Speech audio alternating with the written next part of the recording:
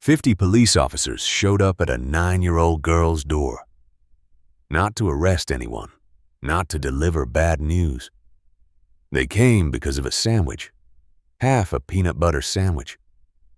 The only food this little girl had left that she gave to a starving man on a bench. A man she'd never met. A man nobody else would even look at. She didn't know he was someone important. She didn't know that one act would flip her entire life upside down. She didn't think about what she'd lose by giving away her only meal. She just saw a hungry person, and she shared what she had. And what happened next? I promise you, you're not ready for this.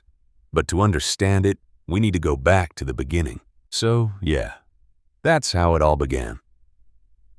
Let's get into it. Baltimore, Maryland, the East Side.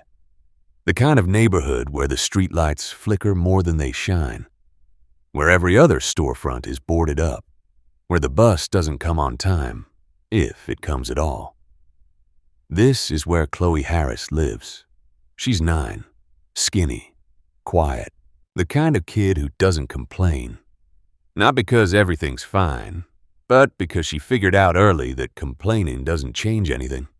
Chloe lives with her grandmother, Evelyn Harris, 65 years old, bad knees, arthritic hands, works part-time cleaning office buildings on the other side of town. The kind of job where nobody learns your name. They just notice when the trash isn't emptied. Evelyn is all Chloe has. Her mother, Rachel, died in a car accident. One rainy night, one intersection, one truck that didn't stop. Chloe was 6. She doesn't talk about it much, but there's a photo of Rachel on the living room wall. Young, smiling, wearing a yellow sundress. Every morning, Chloe walks past that photo on her way to the kitchen. She doesn't stop, but she always glances. Every single morning. Their house is small. 2 bedrooms, 1 bathroom with a faucet that drips. A kitchen where the linoleum is peeling at the corners. But here's the thing. It's clean, spotless. Evelyn makes sure of that. She says a house can be poor, but it doesn't have to be dirty. That's her pride. Maybe her only pride left. One morning, Chloe wakes up. No alarm. She just wakes up, makes her bed, folds her pajamas, walks to the kitchen. She opens the fridge, almost empty. A bottle of ketchup, half a stick of butter, some leftover rice from a couple nights ago. She doesn't react. Doesn't sigh, doesn't say anything. She just closes the fridge and opens the cabinet. 1 jar of peanut butter, almost scraped clean. 2 slices of bread, the last 2 in the bag. The heels. The ones nobody wants. Chloe takes them out, spreads what's left of the peanut butter on both slices, presses them together, wraps the sandwich in a paper towel, and puts it in her backpack. That's her lunch. That's all she's got for the whole day. Evelyn comes out of her bedroom, moving slow. Her knees are bad. You can tell by the way she grips the doorframe before she steps into the hallway. "You eat something, baby?" "Yes, ma'am. I had cereal." She didn't. There's no cereal left either. But Chloe says it anyway, because she knows Evelyn will skip her own food to feed her. And Chloe would rather be hungry than watch her grandmother go without. 9 years old, already carrying weight that would crush most adults. Evelyn sits down at the kitchen table. There's a stack of envelopes, bills. She opens one and her face tightens, sets it face down. Opens another. Same reaction. Face down. Then she picks up the phone. "Mr. Fletcher, this is Evelyn Harris." "Yes, sir." "I know it's overdue. I just need 1 more week. I get paid Friday and I can..." She listens. Her jaw clenches. "Yes, sir. I understand." "Thank you." She hangs up. Sits there for a moment. Then she pulls one more envelope from the stack. This one she doesn't open. She already knows what's inside. The eviction notice. She hides it under the fruit bowl before Chloe comes back into the kitchen. "Grandma, I'm heading out. You got your lunch?" Chloe pats her backpack. "Yes, ma'am. You be good." "Always am." Chloe walks out the front door, down the porch steps, past the cracked sidewalk, 6 blocks to the bus stop. She passes a payday loan shop with neon signs, a church handing out free coats, a barber shop where old men sit outside arguing about nothing. She reaches the bus stop, sits on the bench, sets her backpack on her lap, swings her legs, hums a little song, something her mother used to sing. She doesn't remember all the words, just the melody. And that's when she sees him. At the far end of the bench, a man. White. Mid-50s maybe. Thin. Not just thin. Hollowed out, like something had been eating him from the inside for a long time. His jacket is torn. His hands are shaking. Not from the cold, from something deeper. He's slumped over, eyes half closed. He looks like he hasn't eaten in days. Chloe looks at him, looks away, looks back. She doesn't think about it. That's the part that gets me. She doesn't run the math in her head. Doesn't weigh the pros and cons. Doesn't calculate what she'll lose. She just reaches into her backpack, pulls out the sandwich, unwraps it, and tears it in half, not down the middle. She gives him the bigger piece, keeps the smaller one for herself. She places it gently on his knee, doesn't say a word, doesn't tap his shoulder, just sets it there, like it's the most normal thing in the world. The man's eyes open. He stares at the sandwich, then at her. His lips tremble. "Why would you do that?" Chloe shrugs. Casual, like someone just asked her why she picked the blue crayon. "You looked hungrier than me. That's it." That's all she says. She bites into her little half, chews quietly, looks straight ahead. The bus is coming down the block. She can see it a few stops away. The man picks up the sandwich with both hands, shaking. He takes one bite, closes his eyes, and a tear rolls down his face. Then another. He's not crying because of the food. He's crying because someone saw him. For the first time, and he can't even remember how long. Someone looked at him like he was a person. The bus pulls up. Doors open. Chloe grabs her backpack, hops on, finds a seat by the window. She doesn't look back, doesn't wave, doesn't wait for a thank you. She's already thinking about her spelling test. The man sits there holding half a peanut butter sandwich made from the last 2 slices of bread a 9-year-old girl had in her house, and he breaks down, right there on that bench, sobbing. Nobody stops. People walk past. A woman pulls her kid closer and crosses the street. A guy in a suit glances over and keeps moving. Nobody stops. But here's the detail that changes everything. Mounted on the wall of the convenience store across the street, there's a security camera. Small, easy to miss. And it caught the whole thing. Every second. The sandwich, the tear, the girl who gave without thinking. That footage is going to matter more than anyone knows yet. Now, back to Evelyn. While Chloe is at school, Evelyn takes the bus across town to clean offices. 3 floors. Bathrooms, break rooms, conference rooms where people leave half-eaten lunches in the trash. Evelyn empties those trash cans without looking. She gets home tired in a way that sleep doesn't fix. There's a voicemail from Chloe's school. The 4th grade field trip to the Science Museum. $25 per student. She listens to it twice, then deletes it. She calls the school back. Chloe won't be able to go. She'll be sick that day. She hangs up, stares at the wall. $25. That's all. And she doesn't have it. That evening, Chloe comes home. She can tell Evelyn is tired, more tired than usual. But she doesn't ask. She sets her backpack down, does her homework at the kitchen table, eats the leftover rice from the fridge, cold with a little ketchup. Later that night, she sits on her bed and opens a small notebook. It's worn, pages soft from handling. On the first page, there's a title written in careful 9-year-old handwriting. Things I'll buy Grandma when I grow up. Number 1 on the list, a house with a dishwasher.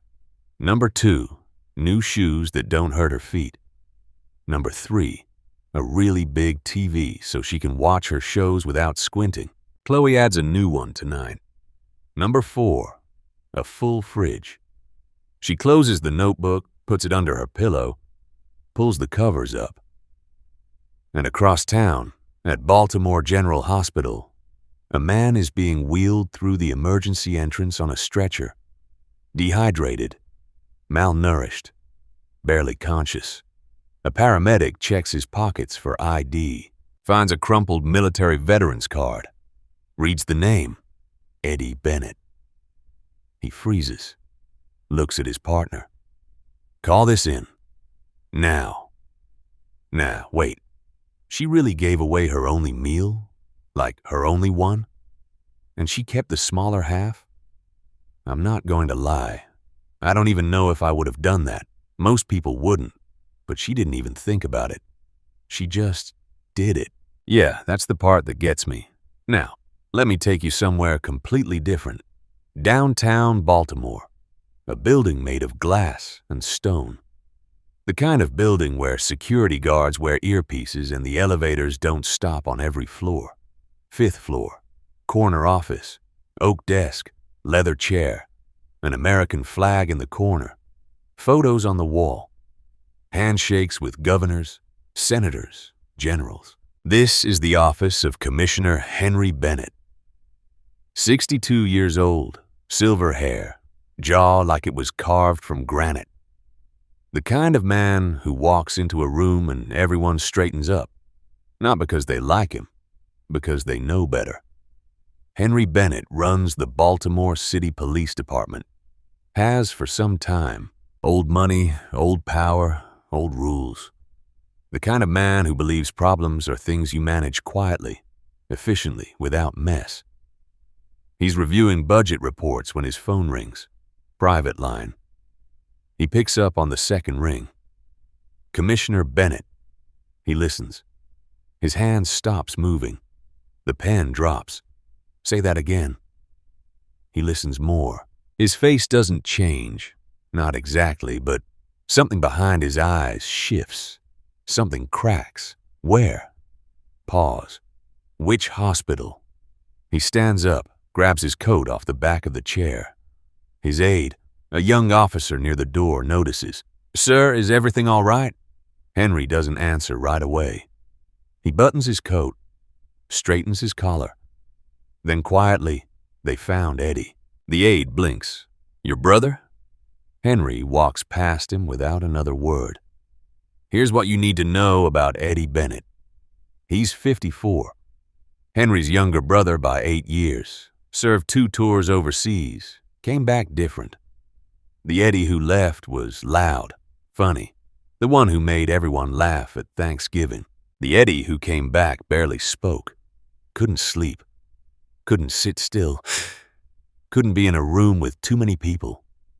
PTSD. Then alcohol. Then worse. Henry tried to help, but Henry only knows one way to help. Control. Give orders. Fix things by force. A while back, Henry arranged a treatment program. Expensive, private, the best doctors money could buy. But he didn't ask Eddie. He told him. Showed up with paperwork and a car waiting outside.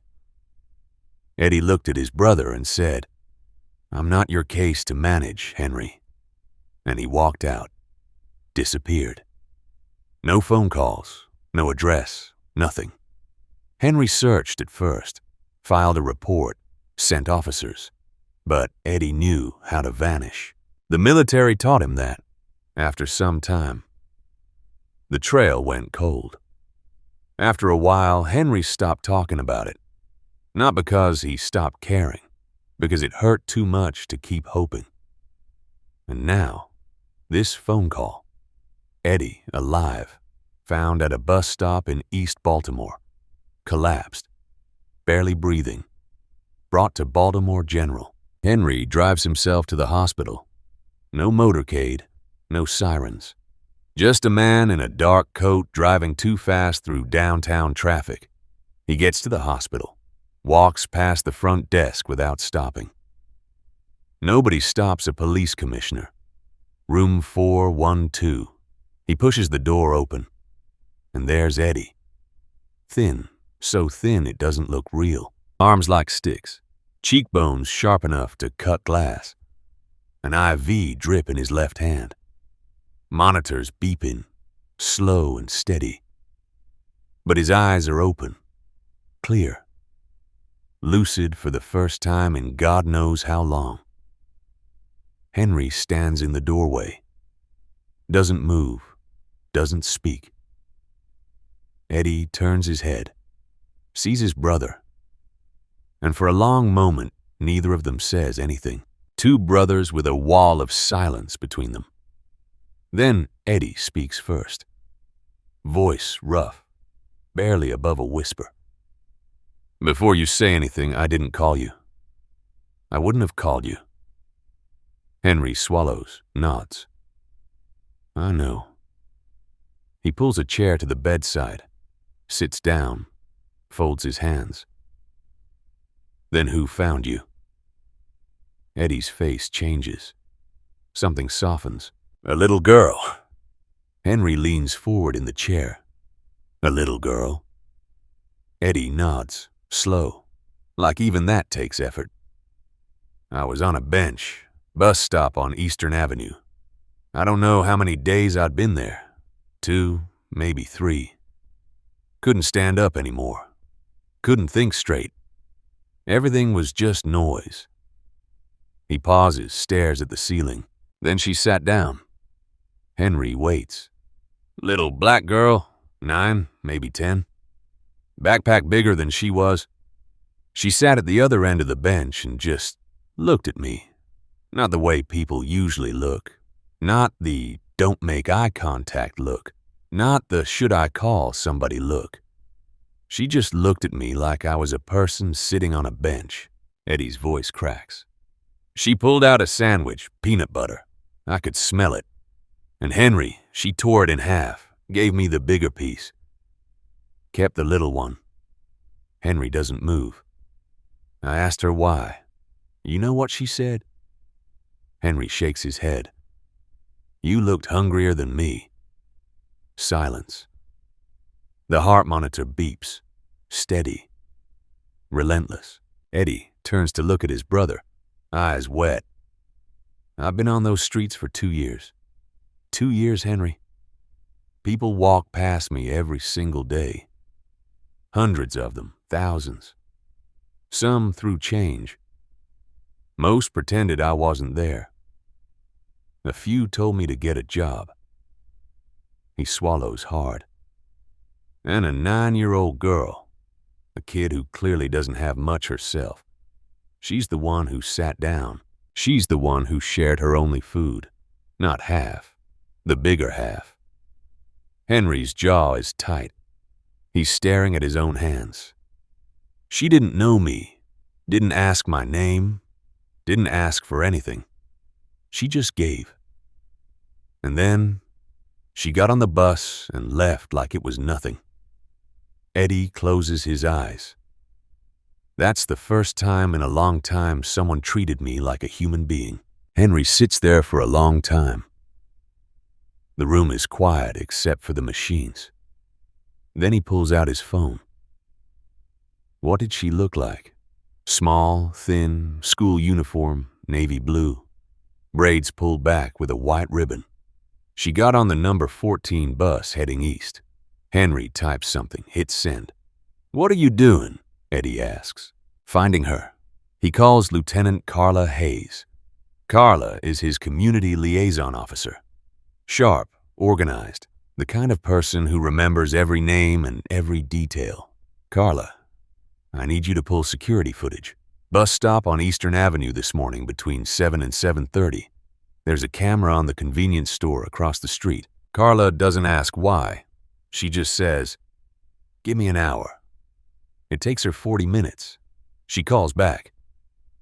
"Commissioner, I have the footage. Sending it to your phone now." Henry opens the video, holds the phone so Eddie can see too. There she is. Grainy footage, but clear enough. A little girl sits on a bench, reaches into her backpack, pulls out a sandwich wrapped in a paper towel, tears it in half carefully, like she's done it before, places the bigger piece on the knee of the man beside her, keeps the smaller piece, eats it, gets on the bus. No hesitation, no performance, no looking around to see if anyone's watching, just quiet, instinctive kindness. Henry watches it 3 times, doesn't say a word. Eddie watches his brother's face, sees something he hasn't seen in years. Henry's eyes are red. Finally, Henry speaks, quiet, almost to himself. Kindness without an audience is the only kind that counts. He puts the phone down. "Carla, I need you to find this girl. Name, school, address, everything." Carla traces the bus route, contacts the school district, cross-references the uniform. Within a couple of hours, she has it. Her name is Chloe Harris, 9 years old, 4th grade at Parkside Elementary. Lives with her grandmother, Evelyn Harris, on Elm Street. Father unknown, mother deceased. She pauses.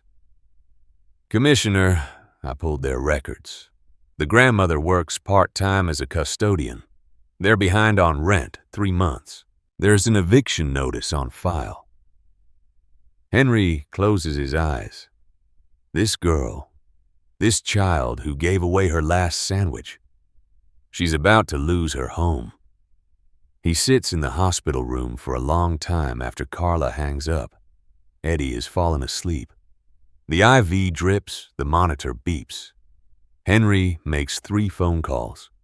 The first, to the Baltimore Police Community Fund. "I need 3 months of back rent covered for a family in East Baltimore. Process it tonight." Anonymous. The second, to Carla. "Organize a collection from the officers. School supplies, groceries, clothes, whatever you can put together by morning." The third call, the one that changes everything. "Carla, one more thing. I want 50 officers in full dress uniform at this girl's house in the morning." Silence on the other end. "50, sir. 50. I want them lined up from the sidewalk to her front door. I want her to open that door and know that what she did mattered, that someone saw it, even if she didn't think anyone was watching." Carla is quiet for a moment. "Then I'll make it happen." Henry hangs up, looks at Eddie sleeping, reaches over, and pulls the blanket up over his brother's shoulders. He whispers, "She did what I couldn't do. She brought you back."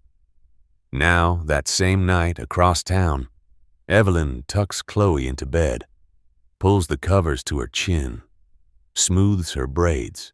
Chloe looks up. "Grandma?" "Yes, baby. I gave my sandwich away today to a man at the bus stop. He was really hungry." Evelyn's hand stops. "You gave your lunch away?" "Just half." "Well, I gave him the big half, but I wasn't that hungry." She was. She'd been hungry all day. She just doesn't say it. Evelyn's eyes fill up. She blinks fast, forces a smile. "That was a kind thing to do, baby. Is it okay? I know we don't have a lot." Evelyn strokes her forehead, lies for the second time that day. "We have plenty, sweetheart. Don't you worry." Chloe closes her eyes, asleep in minutes. Evelyn walks to the kitchen, opens the fridge, stands there looking at the empty shelves, closes it softly, sits down at the table in the dark. She doesn't know that 3 months of rent has already been paid. She doesn't know that 50 officers are pressing their dress uniforms right now. She doesn't know that everything is about to change. She just sits there, alone, wondering how she's going to make it through the week. The following morning, the sun isn't fully up yet. Just a thin line of gold along the rooftops of Elm Street, Aspin. The neighborhood is quiet. A dog barks somewhere down the block. A screen door creaks.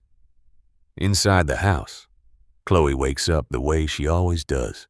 No alarm, eyes open, feet on the floor, bed made before she leaves the room. She walks to the kitchen, opens the cabinet, stares at it. Empty. No bread, no peanut butter, nothing to pack. She closes the cabinet, doesn't react, just pours a glass of water and drinks it standing up. Evelyn is already on the phone in the hallway. Same voice as the day before, same tone. Tired, careful, begging without wanting to sound like she's begging. Mr. Fletcher, I just need until Friday. I'll have something by Friday. Please. Chloe pretends she doesn't hear. She puts on her school uniform, navy blue, white ribbon in her braids, backpack on. Same routine, same girl. She doesn't know today is different. But outside, 2 blocks away, it's already started. Police cruisers are pulling up one by one, quietly. No sirens, no lights. Officers step out in full dress uniform, dark blue. Brass buttons, white gloves, shoes polished to mirrors. They line up along the sidewalk, silent, disciplined. 2 rows forming a perfect path from the street to Chloe's front porch. A neighbor across the street peeks through her blinds. Then another. Then another. Doors crack open. People step onto porches in bathrobes and slippers, whispering, "What's going on? Is somebody in trouble?" That's the Harris house. At the end of the block, a dark sedan pulls up. Eddie Bennett steps out. No uniform, gray suit, no entourage. He buttons his jacket and walks toward the line of officers. Behind him, a second car. The door opens slowly. Eddie Bennett gets out. Clean clothes, hair cut short, still thin, still a little unsteady, but standing on his own feet. He takes his place at the back of the line. The last officer nods to him. Eddie nods back. Carla Hayes walks the line one final time, checks every collar, every glove, every position. She looks at Henry, nods. "We're ready, sir." Henry takes a breath. "Let's go." 3 knocks, firm, even. The kind of knock that means something. Evelyn freezes mid-sentence. The phone was still pressed to her ear. Chloe looks up from the kitchen table. 3 more knocks. Evelyn hangs up, walks to the door slowly, looks through the peephole. She steps back. "Chloe, stay behind me." "What's wrong, Grandma?" Evelyn doesn't answer. Her hand is shaking as she reaches for the doorknob. She opens it and the whole world shifts. 50 officers standing in perfect formation. 2 rows stretching from the porch down to the street. Morning sunlight catching the brass on their uniforms. White gloves at their sides. Not one of them moving. Evelyn grabs the doorframe. Her knees almost buckle. Oh my God. Oh my, what is this? What happened? Chloe squeezes past her grandmother, stands on the porch in her school uniform, backpack still on, eyes wide, mouth open. She whispers, "Grandma, did we do something wrong?" The lead officer, Sergeant Kevin Brooks, tall, broad-shouldered, 20 years on the force, steps forward, removes his hat, gets down on one knee so he's eye level with Chloe. "Sweetheart, we're not here because you did something wrong." He smiles, gentle. "We're here because you did the only thing that was right." Chloe blinks, doesn't understand. Then Henry steps forward from the side. Gray suit, no badge. He walks up the path between the two rows of officers, stops at the bottom of the porch steps. "Mrs. Harris, my name is Henry Bennett. I'm the commissioner of the Baltimore City Police Department." Evelyn stiffens. A police commissioner at her door. Every instinct in her body is screaming that this is bad news. "Ma'am, I'm not here in any official capacity. I'm here as a brother." He reaches into his coat, pulls out a tablet, turns the screen toward Evelyn and Chloe. "Yesterday morning at the bus stop on Eastern Avenue, your granddaughter did something extraordinary." He presses play. The security camera footage, grainy, slightly tilted, but clear enough. A little girl sits on a bench, pulls out a sandwich, tears it in half, places the bigger piece on a man's knee, eats the smaller piece, gets on the bus. No hesitation, no audience, no expectation. Evelyn watches. Her hand comes up to her mouth slowly. She turns to Chloe. "Baby, you gave away your lunch?" Chloe looks at the floor, shifts her weight. "He was hungry, Grandma." "That was all we had." "I know." Evelyn's face crumbles. Not anger, not disappointment, something deeper. She realizes her granddaughter went hungry the entire day. Ate cold rice and ketchup for dinner without a word of complaint because she'd given her only food to a stranger. She pulls Chloe into her arms, holds her so tight. Henry gives them a moment, then speaks again. "Mrs. Harris, the man on that bench, that's my brother, Eddie Bennett. He's a veteran. He served 2 tours. He's been struggling for a long time. He's been lost to us, to himself. Yesterday, your granddaughter was the first person in a long time who looked at him like he was a human being. She shared her last meal with him. And because of that, because she was there, he's alive today. He's in the hospital. He's getting better." Evelyn is crying now, quietly, tears running down her face.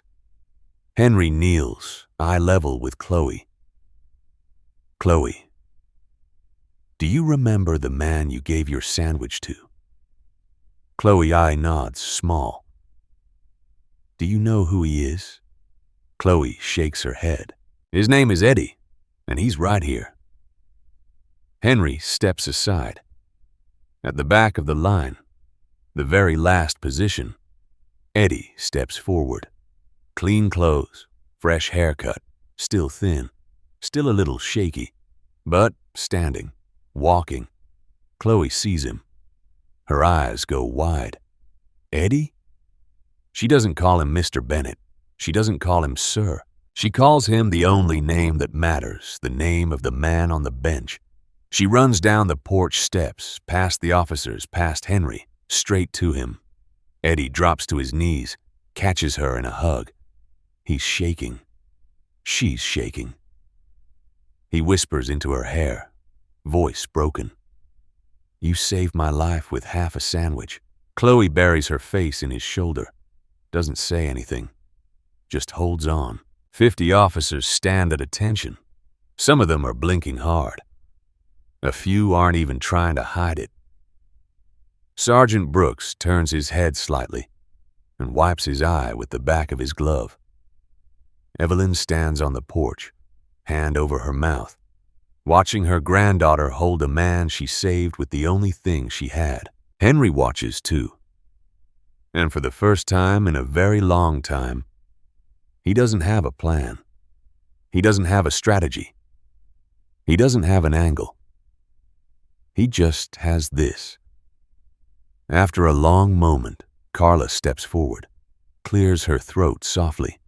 "Chloe Harris, on behalf of the Baltimore City Police Department, It is my honor to present you with a Civilian Commendation Medal for an extraordinary act of kindness that represents the highest values of our community. She opens a small velvet box. Inside, a medal, gold, engraved. Chloe stares at it like it's from another planet. You are the youngest person in Baltimore's history to receive this honor. Chloe takes it with both hands, looks at it, looks up at Evelyn. Grandma, look. Evelyn nods, can't speak, but Henry isn't finished. He reaches into his coat again, pulls out an envelope, hands it to Evelyn.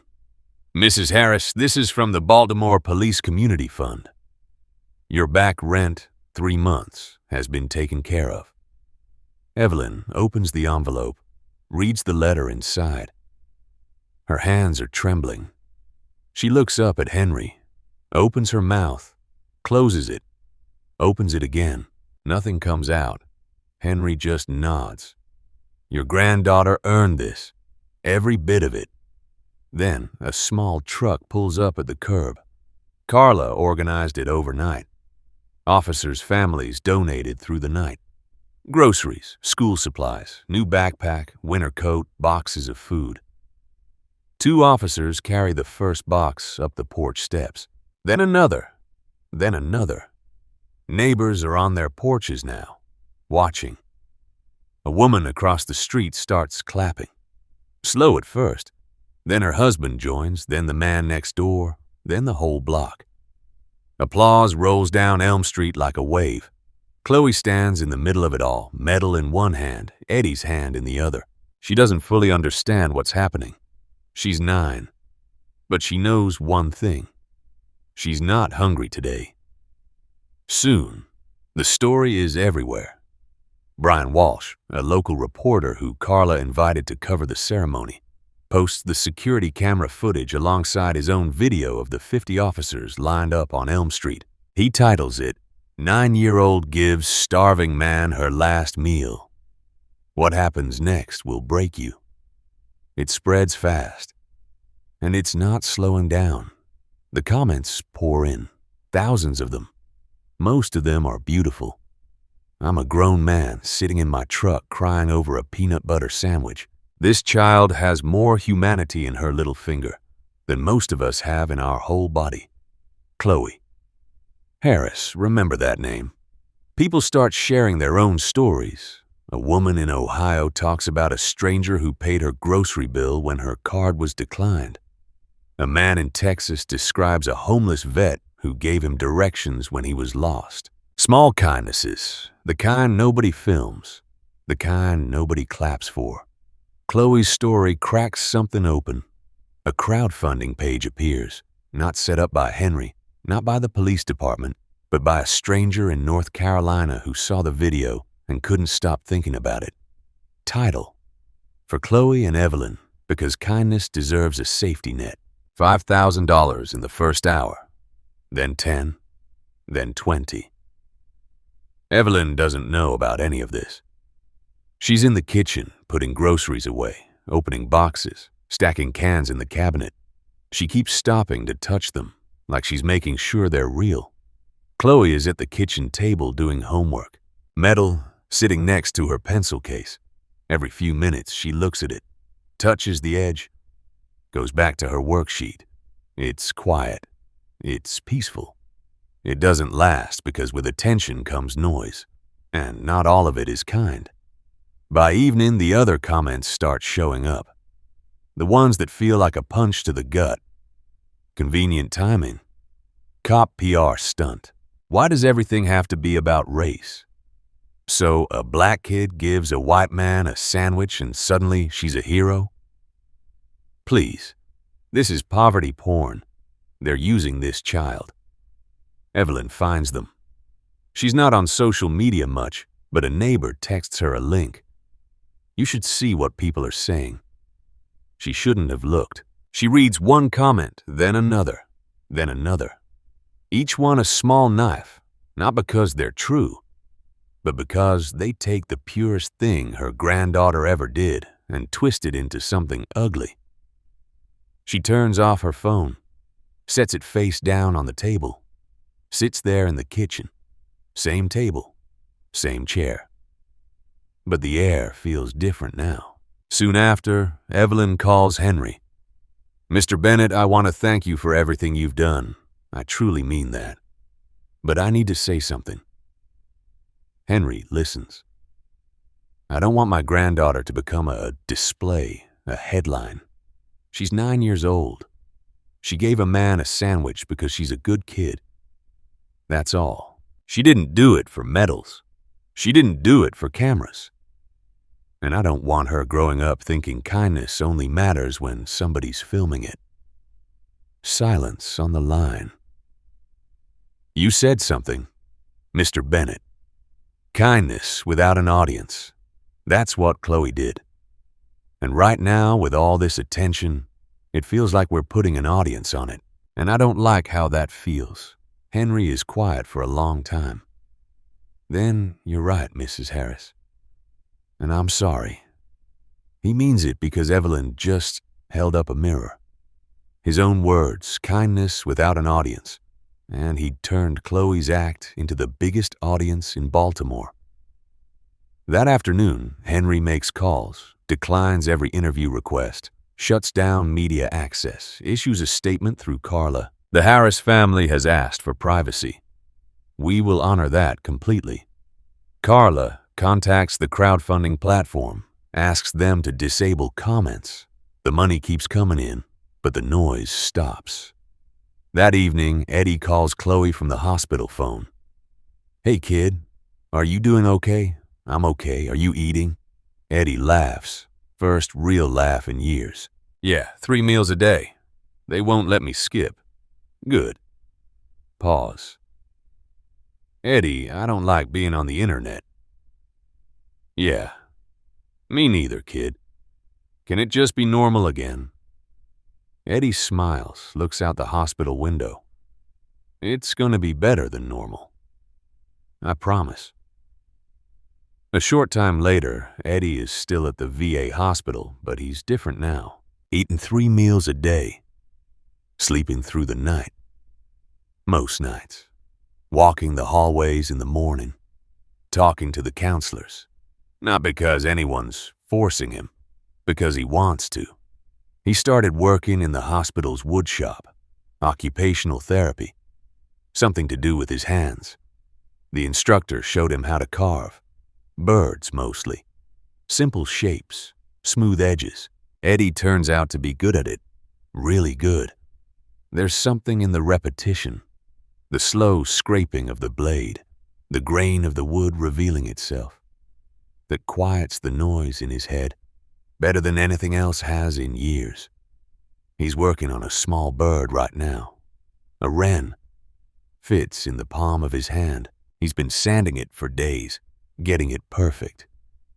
A nurse asks him, "Who's that for?" Eddie holds it up to the light, turns it slowly. "For the girl who sat with me." Meanwhile, Henry is doing something he's never done before. He's asking for permission. He sits across from Eddie in the hospital courtyard, 2 brothers on a bench. Different bench, different world. Same silence. "I talked to the VA director," Henry says. "There's a full rehabilitation program, housing support, job training, counseling. Long-term, not the short kind, the real kind." Eddie stares at the trees across the lawn. "I'm not telling you to do it," Henry adds quickly, like he's catching himself. "I'm asking. It's your choice."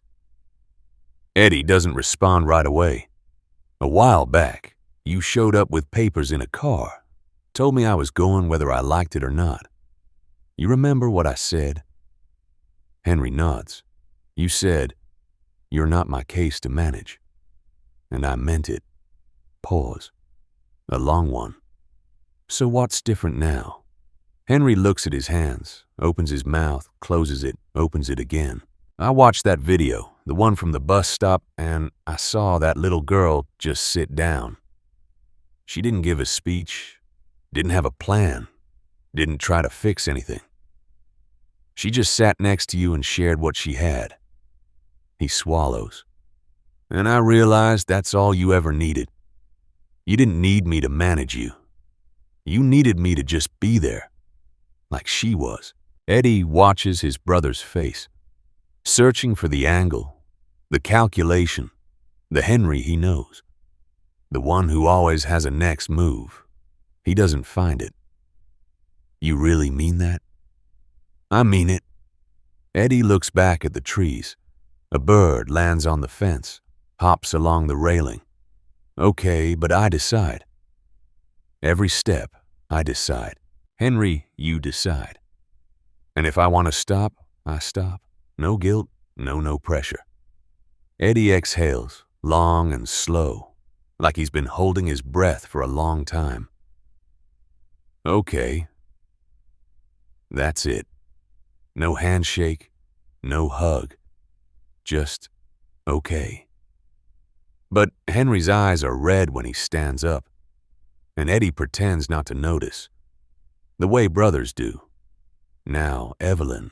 Something unexpected arrives in the mail, a letter from a legal aid organization. The return address reads Baltimore Community Justice Center. Evelyn opens it cautiously. She's learned to be afraid of envelopes, but this one is different. The letter explains that Lieutenant Carla Hayes referred her case to the center. A pro bono attorney has reviewed Evelyn's rental agreement, and what they found changes everything. Her landlord, Mr. Fletcher, has been overcharging her for years. Illegal fees buried in the fine print. Maintenance charges for repairs that were never made. A late penalty that exceeds the legal limit by 300%. The letter lays it out in plain language. Evelyn reads each line twice. The attorney, a woman named Jessica Kane, is offering to represent Evelyn at no cost.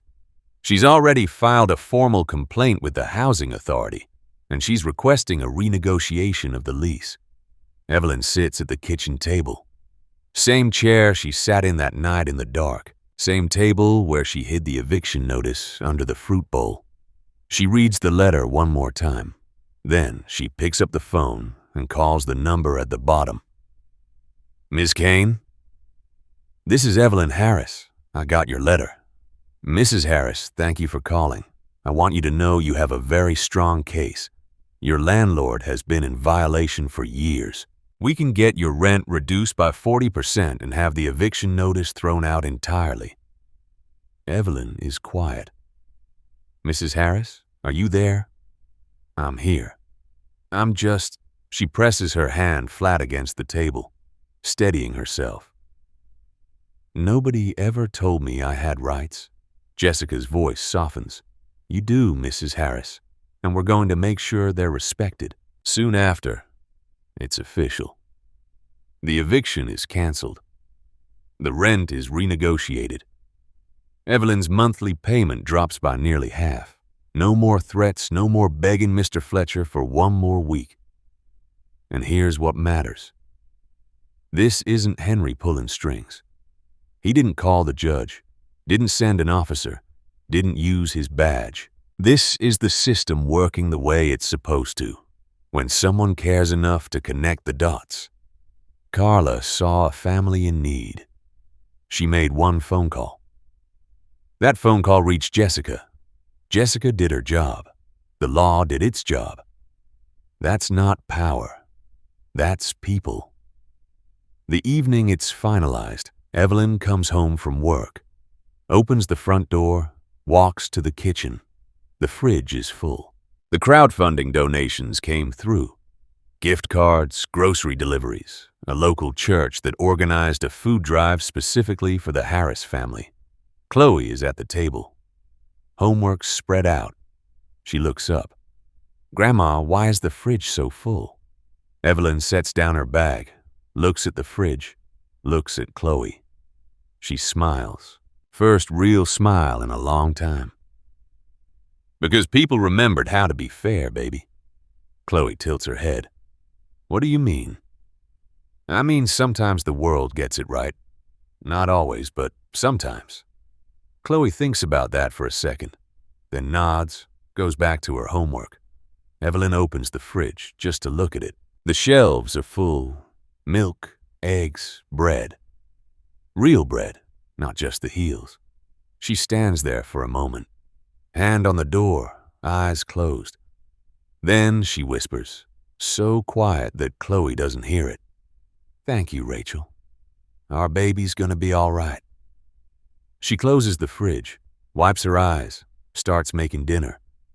A real dinner with enough for seconds. Later, a warm fall sun coming through the kitchen window in long golden stripes. Evelyn is at the stove, stirring a pot of soup.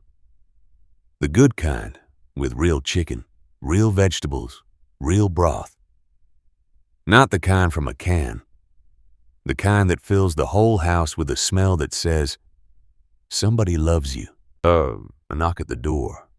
Gentle this time. Not 50 officers, just one man. Chloe runs to open it. Eddie stands on the porch. Clean flannel shirt, jeans that fit, hair trimmed neat. He's still thin. That won't change overnight. But his eyes are different. Steady, clear, present. He's holding something behind his back. "Hey, kid." "Eddie." Chloe grabs his hand and pulls him inside. "Grandma made soup, the real kind. I know. I could smell it from the sidewalk." Evelyn comes out of the kitchen, wiping her hands on a towel. Sees Eddie, smiles. "You look good, Eddie." "I feel good, Mrs. Harris." This is the first time I've been able to say that and mean it. He reaches behind his back, pulls out the wooden bird. Small, smooth, perfect. He kneels down to Chloe. "I made this for you in the wood shop at the hospital. It's a wren. They're small." Eddie's hand shakes a little when he lifts the spoon. Chloe notices, doesn't say anything, just slides the bread closer to him so he can reach it easier. Evelyn says grace. Eddie bows his head. First time he sat at a table for a meal with family in over a long time. After dinner, Chloe asks Eddie about the military. He tells her a funny story about a sergeant who was afraid of spiders. She laughs so hard she snorts. Evelyn laughs at Chloe laughing. Eddie laughs at both of them. The kitchen is small. The table is small. The house is small. But right now, right here, nothing about this feels small. Later, after Eddie is gone, Chloe and Evelyn sit on the front porch. Evening. Fireflies are just starting to blink in the yard. Chloe holds the wooden bird in her lap. Evelyn puts her arm around her granddaughter, pulls her close. "You know why I'm proud of you?" "Because I helped Eddie." Evelyn shakes her head. "Because you helped him when nobody was watching." Chloe leans her head against her grandmother's shoulder, closes her eyes. The fireflies float. The porch creaks. The sky turns purple. Quiet. Later, Eddie lives in a small apartment near the VA. Nothing fancy, clean, quiet. His. On the windowsill, 3 wooden birds he carved himself. He volunteers at a veteran shelter on weekends, teaches other guys how to work with their hands, tells them the same thing every time. You're not broken. You're just stuck. There's a difference. Every Sunday he drives to Elm Street, dinner with Evelyn and Chloe. Their table has 3 chairs now. Permanent. Chloe's school starts a new program. They call it the Kindness Bench. A wooden bench outside the front entrance. Any kid who needs someone to talk to can sit there, and someone will come every time. The plaque on the side reads, "Inspired by Chloe Harris, because sitting down matters." Evelyn finally gets her dishwasher. The day it's installed, Chloe opens her notebook, finds the list, crosses off number 1 with a big red marker, grins so wide her cheeks hurt. Henry attends an addiction awareness fundraiser. He doesn't give a speech, just sits in the back row, listens, learns. After the event, he sends an anonymous donation to Chloe's school. In the end, This story leaves us with one powerful, unforgettable lesson.